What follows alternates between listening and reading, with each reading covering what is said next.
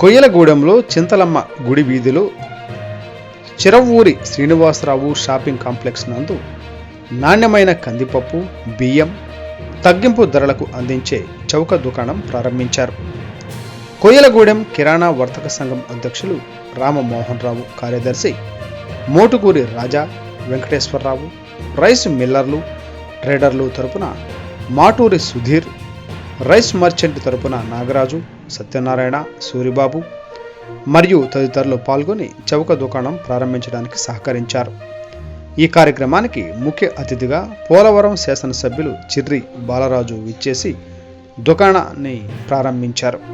కందిపప్పు మార్కెట్ ధర కంటే 181 రూపాయలు ధర ఉండగా ఈ చౌక దుకాణంలో 161 రూపాయకు అందిస్తున్నామని, అలాగే నాణ్యమైన సోనా మసూరు బియ్యానికి 1 కిలోకి 5 రూపాయల నుండి 7 రూపాయలు తగ్గింపు ధరకు ఇస్తున్నామని టుడే టీవీకి తెలిపారు.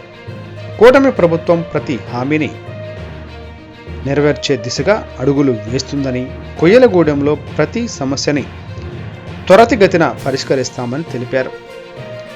బీజేపీ అధ్యక్షులు బొమ్మ బాబు, టీడీపీ అధ్యక్షులు పారేపల్లి నరేష్, జ్యేష్ఠ రామకృష్ణ, జనసేన మండల అధ్యక్షులు తోట రవి, పట్టణ అధ్యక్షులు మాదేపల్లి శ్రీను, చోడిపిండి సుబ్రహ్మణ్యం, కిరాణా సంఘం సభ్యులు, కూటమి నాయకులు పాల్గొన్నారు.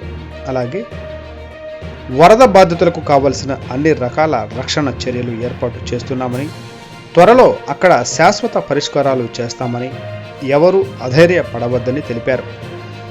పరింపూడి గ్రామ సర్పంచి చిన్నబాబు, విజయకుమారి, తహసీల్దార్ రాజ్యలక్ష్మి, రెవెన్యూ ఇన్స్పెక్టర్ మణిదివ్య దగ్గరుండి కార్యక్రమం పర్యవేక్షించారు.